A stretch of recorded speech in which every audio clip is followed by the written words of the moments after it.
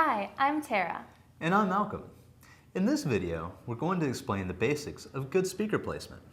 Now, if you've been to a movie theater with a really good sound system, you know the difference that it can make. Good sound really pulls you into the movie, so you can hear the clash of armor behind you during intense battle scenes, or environmental sounds like crashing waves or a storm rolling in. Right. It makes the whole experience so much more realistic. And the nice thing is that you don't necessarily have to add anything to your system. You just need to set up your speakers correctly to get that theater experience at home. It's true. Now there's a whole science to getting great sound, and that's what our speaker placement guidelines are based on. Of course, everyone's room is different because of variations in size, shape, and the type of receiver and speakers in them. So instead of focusing on one speaker setup in a hypothetical room, we're going to show you the basics so that you can use that info to make your speakers sound their best in your room. We'll start with a home theater speaker setup, and then we'll give you some info on stereo speaker placement afterwards. Each speaker in a home theater system has a distinct role. The front left and right speakers handle the majority of the soundtrack and effects for movies and TV shows. Height-wise, these speakers should be positioned so the tweeters are level with your ears when you're sitting down. Just about like this. Yep, that's right. The center channel speaker delivers almost all of the dialogue, and this speaker should also be set up so the tweeters are at about ear height when you're sitting down. And that can be a bit tricky because this speaker is also supposed to be placed above or below your TV. But that ear level height is really important. Tweeters produce high frequency sounds, like the creaking of a door, the high notes in a violin, even some of the dialogue, and they are very directional. If they aren't aimed at your ears, you can miss parts of the soundtrack. So do your ears a favor and aim the tweeters right at them. Now, your surround speakers handle what are called ambient effects. These are sounds that deliver the impression of really being there.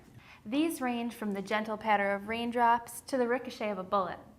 Now, a lot of folks have just 2 surround speakers, but you can have as many as 4. These speakers should be higher than your front speakers. There are lots of options for mounting your surround speakers, on shelves or on your wall or ceiling. Keep in mind that you shouldn't aim these speakers right at your ears, since they provide a wide range of background effects. And now your subwoofer is responsible for producing low frequencies, like notes from a bass guitar or the rumble of an explosion. Because each of these speakers plays a unique role, their placement can make or break your theater experience. So let's start with an example of a fairly typical setup where the audience would get less than stellar surround sound.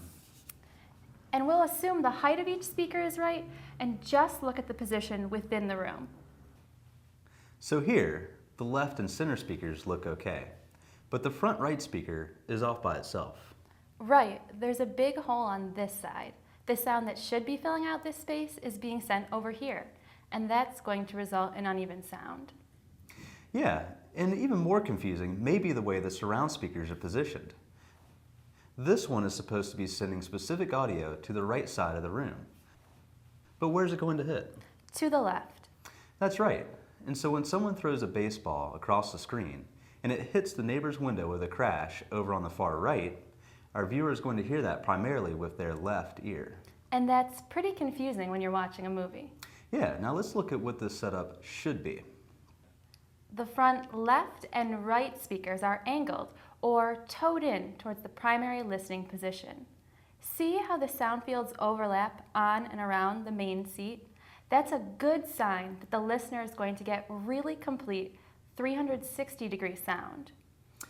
And the right and left surround speakers are loosely aimed to the corresponding sides of the listener, so directional sounds will make sense. But what if you have a room that doesn't make this possible? Like if the right side of your home theater room is an open space leading to a hallway or a kitchen, and there's no wall there for you to use. That's a common problem. So in this case, you do your best to still steer your sound in the right direction and just get it as close as you can to what it's supposed to be. So here's a good example. If the ideal spot for your right surround speaker is taken by a hallway, You could try mounting the speaker a little further back, making sure that you aim it forward. You can mount some smaller speakers from the ceiling as well. You generally have a bit more flexibility in placing your subwoofer because the low frequencies it produces aren't directional. They spread evenly throughout your room. There are just a few basic things to keep in mind. First, placing your sub in a corner will give you bigger, louder bass. That's right. While placing it along a wall, away from a corner, will give you tighter, more precise bass. It's really all down to personal preference. And here's a trick that some of us have used. Place the sub in your favorite listening spot, then walk around the room while it plays. When you find the spot where it sounds the best, that's where you should place your subwoofer. When it comes to stereo sound, you're going to put the front left and right speakers in almost the same positions as you would with a surround setup. But the angle of the speakers and their distance from each other and from your main listening spot can make a big difference. Definitely. For example, here's a pretty common setup that would not deliver the most effective sound. See how the soundstage is broken by this big hole? That's because the speaker's sound fields are too far apart from each other and can't create a cohesive soundstage for the listener. And because of that, you won't get good imaging. That's what it's called when you're listening to music and you can hear where the bass player or trumpeter is standing on stage. So think of your listening spot, your left speaker, and your right speaker as the 3 points of a triangle. You want each point to be loosely the same distance apart for the best imaging.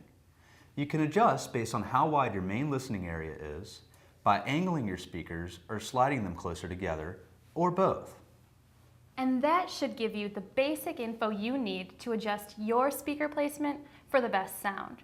Remember that you'll need to experiment with your speakers and your room to get it right for your home. Also, if you'd like to get into the nitty-gritty of speaker placement and get some more detailed recommendations, check out crutchfield.com/surround placement and crutchfield.com/stereo placement. And you can always give us a call at 1-800-555-9408.